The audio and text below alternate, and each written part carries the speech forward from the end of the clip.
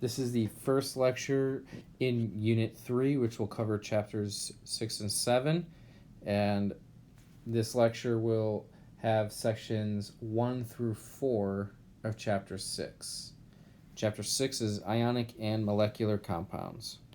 Okay, so section 6.1 is ions and the transfer of electrons.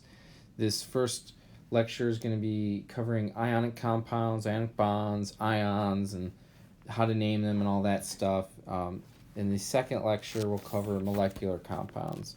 So in order to really understand all of these concepts of what an ion is, what ionic compounds are, bonding, and so on, you need to first understand the octet rule. An octet is when an atom has 8 valence electrons. Valence electrons meaning the outer shell of electrons. If there's 8 of them, they tend to be very stable. And the reasons for this have been discussed either in the previous chapters or will be discussed later on in more detail. But suffice it to say that the only pure elements on the periodic table that have a complete octet are the noble gases, group 18 elements: helium, neon, argon, krypton, xenon, radon, and oganesson. That is 7 elements out of 118. The other 111 of them that we know of do not have complete octets in their natural state in the universe. So they have to do things with or to each other in order to obtain an octet. So as it says here, atoms with 8 valence electrons attained by transferring or sharing electrons with other atoms, unless it is a noble gas, tend to have a special level of stability.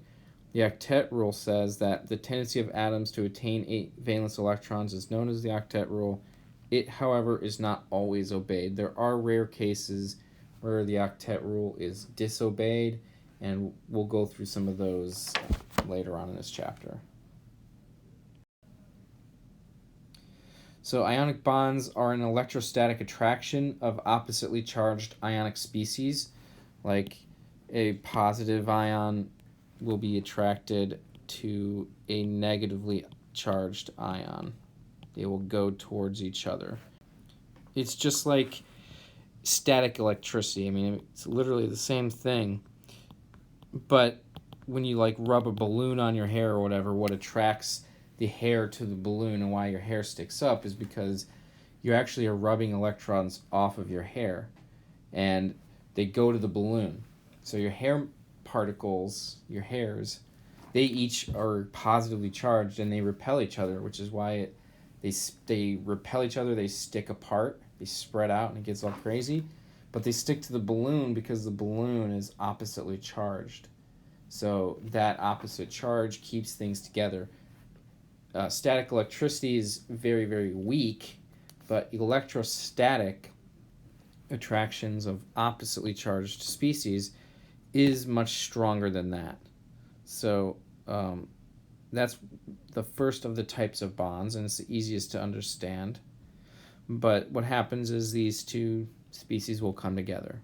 In a covalent bond, the electrons between two species, two atoms or groups of more than 2 atoms sometimes, but very rarely, they have their electrons shared between them.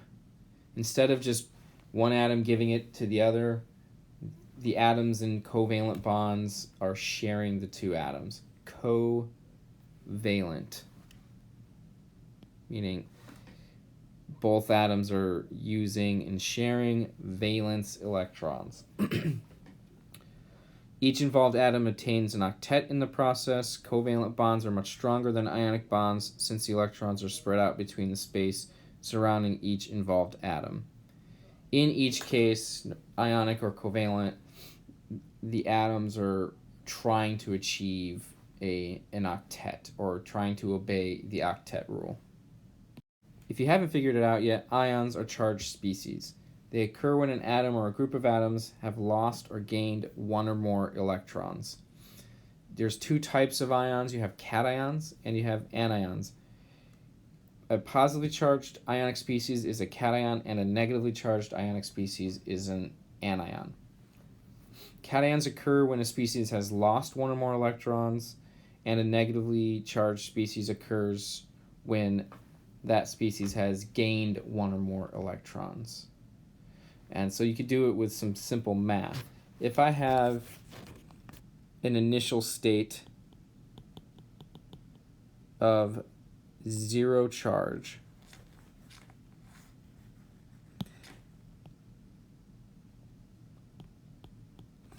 and I have a change occurring to that species. Let's say I gain 1 electron. What is the final charge? The final charge by gaining an electron should be -1. How do I get that? Well, we can do some math. 0 plus -1 is the same as saying 0 minus 1, which is -1. Now, what we do for charges is we actually write them a little differently. We don't write the sign first like you might be accustomed to in math classes. You write the charge first and then the sign. So if you've gained an electron, you become negatively charged. That would be an anion.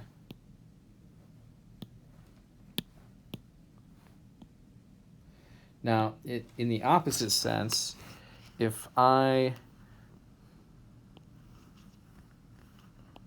were to lose an electron,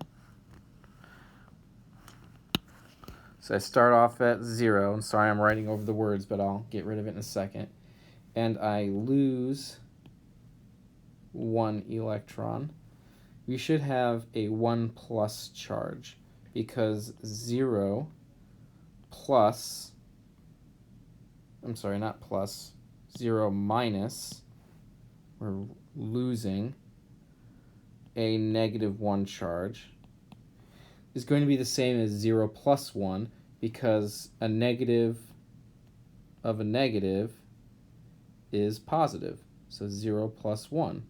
And that gives us a 1 plus charge. And so for this, for the cation, we have a 1 plus charge. In that case, it could be 2 plus, 3 plus, 4 plus, or 1 minus, 2 minus, 3 minus, 4 minus, depending on how many electrons are transferred in the process. But that's how you can figure that out. Now, one thing I'd like to use as a mnemonic to help memorize this, I guess I have 2 of them, but cations have a T in there, and a T kind of looks like a plus sign or a plus symbol. So you could try remembering it that way. They have a positive charge, cations.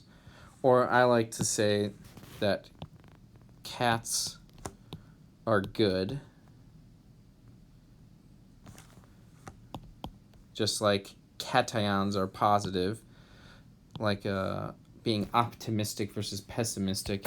And onions smell bad, which would be negative if you're being pessimistic, I guess. Those are 2 ways. The T and cation help you, or cats are good and onions smell bad. Whatever works for you. If you even need that, that should help you memorize what is what between anion and cation. All right. Now let me get rid of some of the stuff in the way here. It says here that ionic charge is the relative value of the charge of a species. It is symbolized with the magnitude of the charge followed by the sign of the charge. For example, a sodium ion has a 1 plus, not a 1 minus, and not a plus 1. This means that the sodium atom has lost 1 negatively charged electron. So the table here is the types of particles and bonds in compounds, and you can see that the type of compound, ionic, has particles being ions. It has the bond being ionic.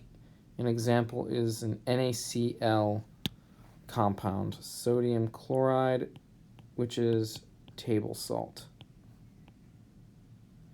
That is an ionic compound. Molecular compounds are made up of molecules, and the bond type is covalent. You have water molecules, H2O, or water.